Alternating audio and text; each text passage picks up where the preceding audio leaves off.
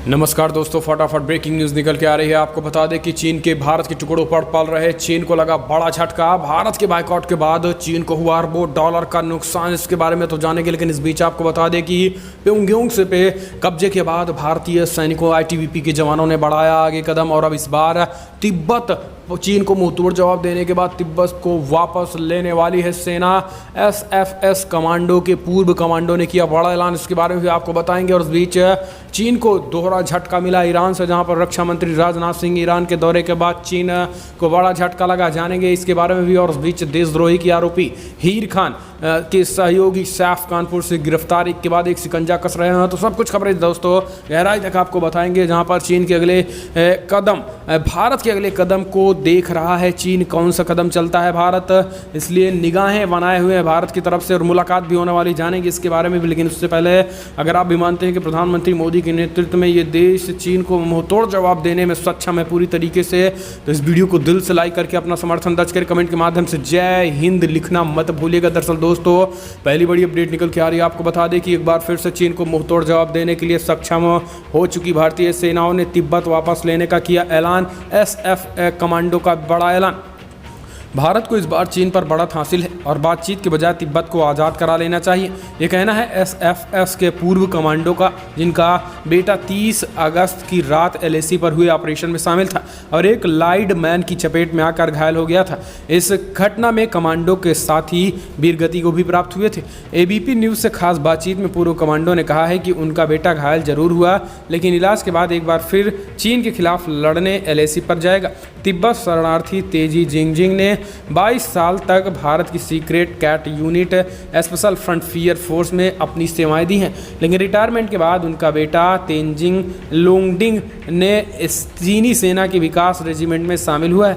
29 और 30 अगस्त को रात प्योंगयांग सो झील में दक्षिणी इलाके वाले जो भारतीय सेना ने प्री एम्पिटिव ऑपरेशन किया, उसमें एसएफएफ की यूनिट भी शामिल है। उस एसएफएफ यूनिट का हिस्सा लोंगडिंग और निएगा तेंजिन भी थे, लेकिन ब्लैक टॉप पर चढ़ाई करते वक्त वे दोनों एक लैंडमाइन की चपेट में आ गए।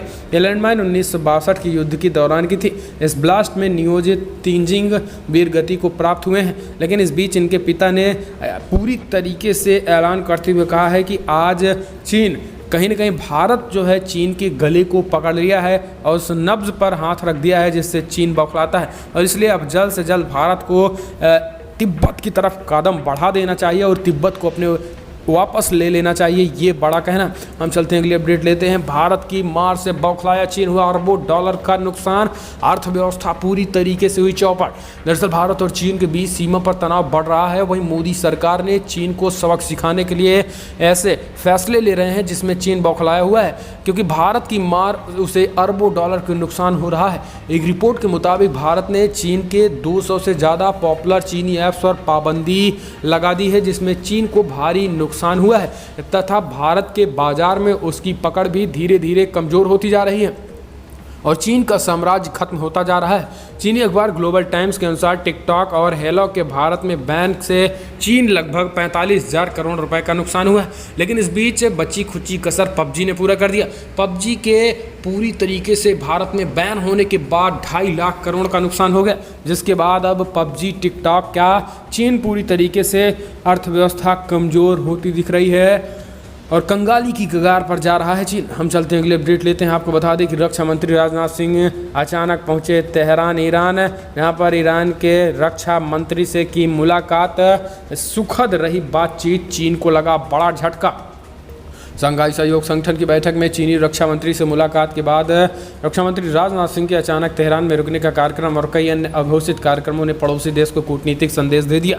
भारत और चीन के बीच कूटनीतिक कवायद का अभी तक बहुत असर नहीं हुआ। अब सबकी निगाहें एससीओ में जयशंकर और वांग यी के प्रस्तावित यात्रा पर टिकी है। लेकिन आपको बता दें कि शंघाई सहयोग संगठन की बैठक में भाग लेने रूस की राजधानी मास्को गए राजनाथ सिंह शनिवार को भारत के लिए रवाना हुए। फिर उन्होंने 3 दिवसीय के समकक्षों से मिलने के लिए अपनी यात्रा को आगे बढ़ाया और राजनाथ सिंह इसके बाद मास्को से सीधे तेहरान पहुंच गए। तेहरान में ईरान के रक्षा मंत्री ब्रिगेडियर जनरल और आमिर हातमी से मिले और वे रात्रि में प्रवास किया। और इसके साथ ही बैठकों में हिस्सा लेने के बाद रक्षा मंत्री राजनाथ सिंह ने ट्वीट किया कि ईरान के साथ हमारी बैठक पूरी तरीके से सफल हुई है और इसको लेकर भारत ईरान की दोस्ती और भारत ईरान आगे की तरफ कदम बढ़ाने के लिए तत्पर हैं। हम चलते हैं अगली अपडेट लेते हैं। चीन के अगले कदम पर भारत की नज़र।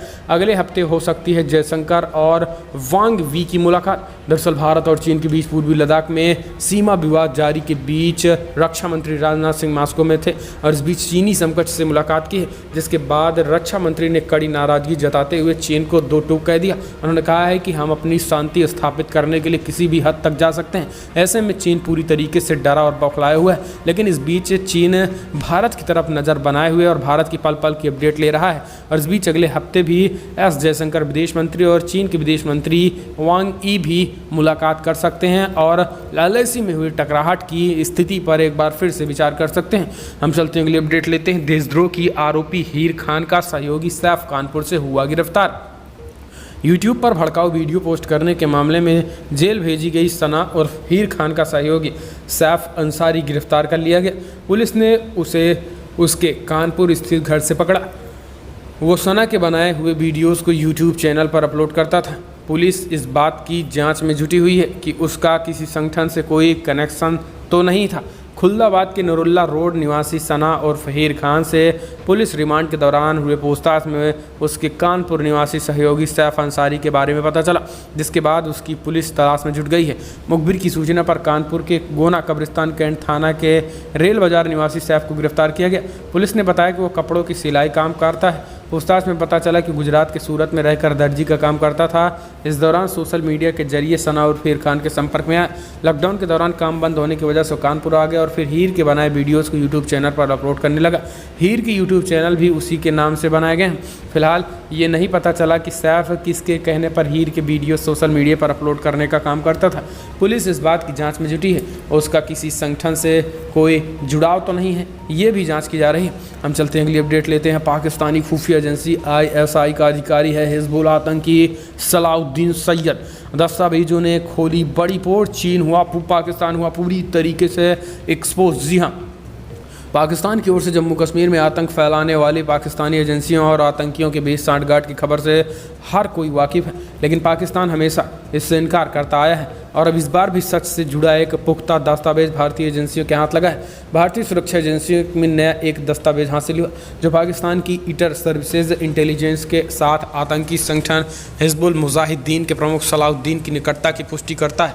यह दस्तावेज अक्टूबर में financial action task force FATF की बैठक से पहले भारत के हाथ लगा है।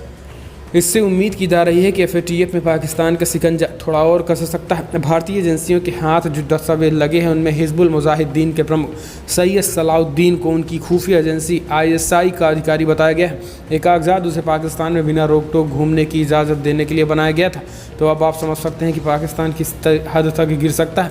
हम चलते हैं अगली अपडेट। सुशांत सिंह राजपूत केस में बड़ा खुलासा। रिया चक्रवर्ती क्रेडिट कार्ड से खरीदे जाते थे ड्रग्स। बॉलीवुड के दिवंगत एक्टर सुशांत के मौत के मामले में CBI, NCB और ED जांच कर रही है। तीनों एजेंसियों ने एक्ट्रेस रिया चक्रवर्ती को मुख्य आरोपी बनाया है। पूरे मामले में ड्रग्स कनेक्शन आने के बाद NCB और शनिवार को एक्टर से जुड़े लोगों को गिरफ्तार किया गया।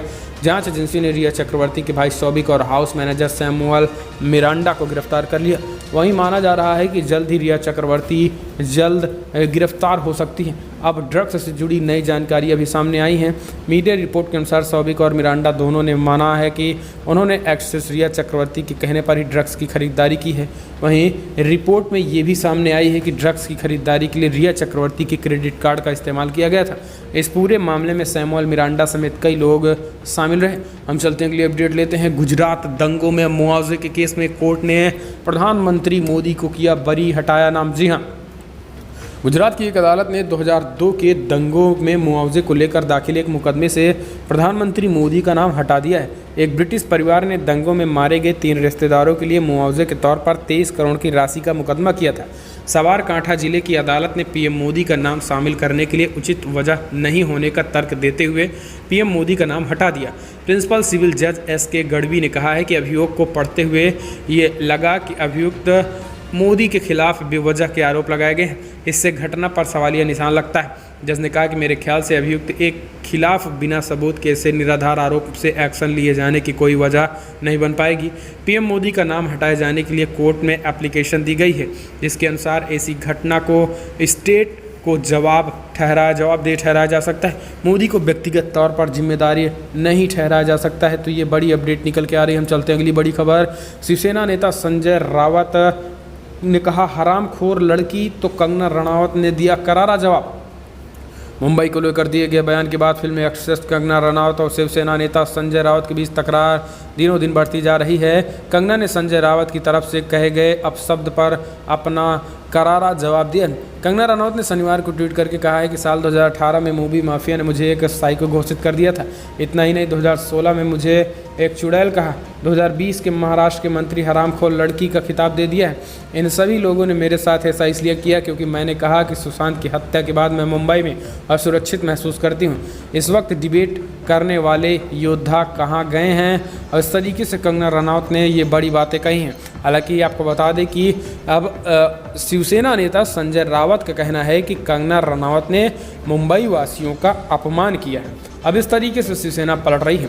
हम चलते हैं अगली अपडेट लेते हैं। आपको बता दें कि यूपी में योगी सरकार एक के बाद एक ताबड़तोड़ एक्शन। इस बीच पूर्व सपा सांसद पर भी कसा शिकंजा हुए गिरफ्तार। सरकारी जमीनों पर कब्जा करने का है आरोप। दरअसल आपको बता दें कि कई दिनों से चल रहे उतरौला के पूर्व विधायक आरिफ अनवर हाशमी को गिरफ्तार करके जेल भेज दिया गया। विधायक के खिलाफ धोखाधड़ी व कूट रचना कर सरकारी जमीनों पर कब्जा करने तथा उन पर कॉलेज व पेट्रोल पंप बनाने का आरोप है। गिरफ्तारी के समय 2 सीओ व 3 थानों की पुलिस मौजूद रही। वहीं विधायक का कहना है कि उनका राजनीतिक द्वेष के चलते उत्पीड़न किया जा रहा है। विद्युतों के बीते दिनों सराय खास निवासी अनिल श्रीवास्तव की शिकायत पर एसपी ने पूर्व विधायक व उनके परिजनों समेत 14 लोगों के खिलाफ केस दर्ज करने का आदेश सदुल्लाह नगर थाने की पुलिस को दे दिया था। शिकायत में आरोप था कि विधायक ने वर्ष 1983 में चकबंदी अधिकारियों का फर्जी आदेश बनाकर नवीन प्रति समेत तमाम बड़ी पैमाने पर सरकारी संपत्तियों पर कब्जा किए थे। हम चलते हैं अगली अपडेट लेते हैं। आपको बता दें, बिहार चुनाव 2020 में हुआ पोस्टर वार शुरू। जहाँ एक तरफ नीतीश ने लगाए पोस्टर तो वहीं तेजस्वी यादव ने भी पोस्टर वार के जवाब में पोस्टर लगा दिए। दरअसल बिहार में कोरोना संकट के बीच आगामी विधानसभा चुनाव में लेकर सभी पार्टियों ने कमर कसी है। एक दूसरे पर आरोप प्रत्यारोप और पोस्टर वार का दौर जारी है।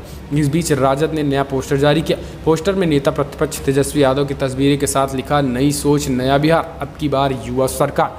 इससे पहले जेडीयू ने पोस्टर जारी किया था। इस पोस्टर में लिखा था कि विकसित बिहार नीतीश कुमार। इसके जवाब में तेजस्वी की सेना ने भी नया पोस्टर जारी करके बिहार में युवा सरकार बनाने की मांग कर रही है। तो दोस्तों, बिहार में आप किसकी सरकार देखते हैं? कमेंट के माध्यम से अपनी राय देना ना भूलें। हम चलते हैं अगली अपडेट। दिल्ली हिंसा में मनी लॉन्ड्रिंग केस में ईडी ने मांगी आम आदमी पार्टी के पूर्व पार्षद ताहिर हुसैन की 9 दिन और रिमांड बढ़ाने की मांग। प्रवर्तन निर्देशालय ईडी ने शनिवार को मनी लॉन्ड्रिंग केस में आम आदमी पार्टी के पूर्व सांसद ताहिर हुसैन की 9 दिन की रिमांड और मांगी है। जांच एजेंसी ने उन्हें धोखाधड़ी, दस्तावेजों की जालसाजी और आपराधिक साजिश जैसे कई अन्य अपराधों के लिए भी गिरफ्तार किया है। इससे पहले कोर्ट द्वारा हुसैन को 6 दिन की रिमांड दी गई थी। कड़कड़ डूमा कोर्ट परिसर के अतिरिक्त सत्र न्यायाधीश अमिताभ रावत सोमवार तक ईडी की रिमांड अर्जी तक आदेश सुरक्षित रख लिया और हुसैन को न्यायिक हिरासत में तिहाड़ जेल भेज दिया गया था। तो ये बड़ी अपडेट है। हम चलते हैं अगली बड़ी खबर लेते हैं। आपको बता दें, जहां पर सुशांत सुसाइड केस में रिया से एनसीबी ने की पूछताछ जारी, तो वहीं गेस्ट हाउस पर भी अभिनेता की बहन से हो रही पूछताछ। सुशांत सुसाइड केस में दोनों तरफ से पूछताछ का दौर जारी है। एक तरफ जहां रिया चक्रवर्ती और उनके परिवार और सुशांत के करीबियों से पूछ हो रही है, तो वहीं सुशांत की बहनों से भी पूछताछ जारी है। इस DRDO गेस्ट हाउस में सुशांत की बहन से लगातार पूछताछ हो रही है।